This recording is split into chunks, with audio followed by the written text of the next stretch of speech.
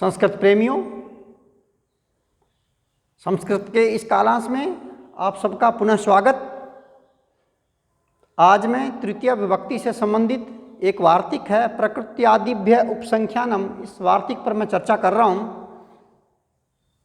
ये वार्तिक है प्रकृत्यादिभ्य उपसंख्यानम। ये वार्तिक कहना चाहता है कि प्रकृति आदि शब्दों से तृतीय विभक्ति होती है। क्या? पुनः सुनिए कि प्रकृति आदि शब्दों से तृतीय विभक्ति होती है। देखिएगा, प्रकृति आदि अर्थात प्रकृति आदि एक गण है।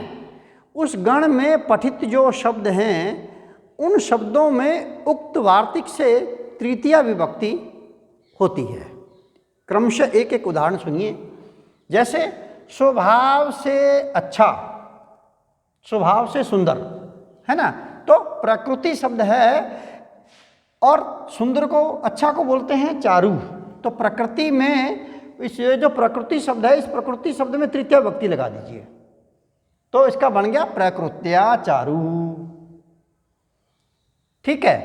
एक दूसरा वाक्य है स्वभाव से टेढ़ा। अपने कह देते हैं वह तो स्वभाव से ही टेढ़ा है, तो प्रकृत्या वक्र है, प्रकृत्या वक्र है। तो यहाँ भी मित्रों प्रकृति शब्द में तृतीय विभक्ति का एक वचन आया, क्योंकि आगे भी एक वचन ही दिया हुआ है, तो इस वाक्य बनेगा प्रकृत्या वक्र है। और उदाहरण देखिएगा, प्रायेण याज्ञिक है। उदाहरण है प्रायेण याज्ञिक है। देखिएगा, अधिक आचार संपन्न याज्ञिक, अधिक आचार संपन्न याज्ञिक। तो ये प्राय शब्द है, इस प्राय शब्द में तृतीय विभक्ति लगी है। कौन वार्तिक से? प्रकृति आदि व उपसंख्यानम वार्तिक से।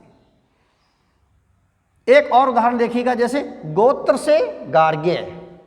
किससे? गोत्र से। तो ये गोत्र शब्द जो है प्रकृति आदि गण में पठित है, इसलिए गोत्र शब्द में तृतीय विभक्ति होगी, और तृतीय विभक्ति होने पर गोत्रेण गार्ग्य है हो गया। इसी प्रकार गोत्रेण काश्यप है, गोत्र से काश्यप। तो गोत्र शब्द में चूंकि ये प्रकृति आदि गण में पठित है, इसलिए उक्त वार्तिक से इसमें तृतीय विभक्ति होकर के गोत्रेण काश्यप हो गया। उदाहरण देखिएगा, सीधा चलता है। क्या? सीधा चलता है। वाक्य बना समय नेति, समय नेति, समेन एति। सीधा चलता है, एति चलता है। ई धातु ई मीन्स जाना, जाना अर्थ में ई धातु लट लकार प्रथम पुरुष एक वचन एति होता है। तो समेन एति, समेन एति, सीधा चलता है। इसी प्रकार से टेढ़ा चलता है, विस्मयण एति। क्या हो गया? विस्मयण एति, अर्थात अलग अलग करूं तो विस्मयण एति, टेढ़ा चलता है। देखिएगा, यहां सम और विषम ये दो शब्द हैं, ये यहां क्रिया विशेषण है, ये दोनों के दोनों। मित्रों, क्रिया विशेषण होने के कारण यहां पे कर्म में द्वितीय प्राप्त है, परंतु उक्त वार्तिक से यहां तृतीय विभक्ति होगी, तो बन गया सम का समेन, विषम का विस्मेन, और वाक्य बन गए समयनेति विस्मयनेति। अगला उदाहरण है द्विद्रोणेन धान्यम क्रीडाति। उदाहरण है द्विद्रोणेन धान्यम क्रीडाति।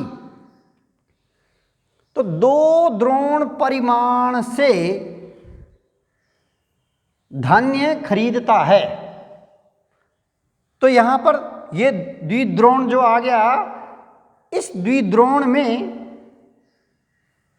प्रकृत्यादि व उपसंख्यानम इस वार्तिक से तृतीय विभक्ति होकर के द्विद्रोणेन बन गया, और वाक्य बन गया द्विद्रोणेन धान्यम क्रीणाति। देखिएगा, अगला वाक्य है सुखेन दुखेन व याति। सुखपूर्वक या दुखेन दुखपूर्वक याति जाता है। या धातु है, या मीन्स जाना, या का लट लकार प्रथम पुरुष एक वचन बनेगा याति। तो सुखपूर्वक या दुखपूर्वक जाता है। देखिएगा, यहाँ भी सुख और दुख जो है ये दोनों क्रिया विशेषण हैं, इसलिए यहाँ पर कर्म में द्वितीया प्राप्त थी, है ना, परंतु उक्त वार्तिक से यहाँ पर तृतीया विभक्ति आ गई, किसमें? सुख और दुख में। तो सुखम से तृतीया विभक्ति एक वचन हो गया सुखेन, दुखम से दुखेन हो गया, और वाक्य बन गया सुखेन दुखेन वा याति, सुखपूर्वक या दुखपूर्वक जाता है। एक वाक्य है, देखिएगा। अब देखिएगा, इस वार्तिक में दे रखा है प्रकृत्यादिभ्य, प्रकृत्यादिभ्य। देखिएगा, ये वार्तिक में आए इत्यादि जो शब्द है, आदिभ्य इत्यादि शब्द का तात्पर्य मित्रों क्या है? इसके अतिरिक्त और भी जो शब्द हैं उनमें भी तृतीया विभक्ति माननी चाहिए। जैसे स्वभावेन कोमल है, स्वभावेन कोमल है, स्वभाव से कोमल, या सुंदर है, स्वभाव से सुंदर। तो स्वभाव शब्द में मित्रों उक्त वार्तिक से तृतीया विभक्ति होगी और बन गया स्वभावेन, कोमल है, सुंदर है, वाह, पुल्लिंग है। एक है नामना गोविंद है, नाम से गोविंद है, क्या? नामना गोविंद है, तो यहाँ नामना में तृतीया विभक्ति आ गई। इसी प्रकार नामना जैसे सुतीक्ष्ण है, नाम से सुतीक्ष्ण, तो नामना शब्द में तृतीया विभक्ति आ गई। इसी प्रकार से एक वाक्य है प्रकृत्या मधुरम गवाम पयः, वाक्य है प्रकृत्या मधुरम गवाम पयस। देखिएगा, ये पयस शब्द है, पय शब्द प्रथम विभक्ति एक वचन पय हो गया। गवाम गौ शब्द है, षष्ठी विभक्ति का बहुवचन, गवाम हो गया। गायों का पयस दूध, मधुरम मधुर होता है प्रकृत्या स्वाभाविक रूप से। तो यहाँ भी मित्रों प्रकृत्या शब्द में तृतीया विभक्ति आई है। प्रकृति शब्द से जब तृतीया विभक्ति एक वचन होता है तो वाक्य बन गया प्रकृत्या मधुरम गवाम पय।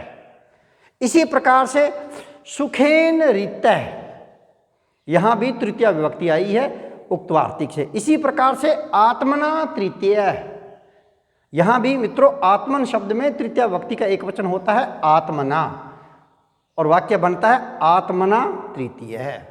तो ये है मित्रों प्रकृत्यादिभ्य उपसंख्यानम वार्तिक, जिसे कतिपय उदाहरणों की उससे संबंधित जो उदाहरण हैं उनकी मैंने आपसे इस कालांश में चर्चा की है। पुनः मिलते हैं। जय हिंद, जय भारत।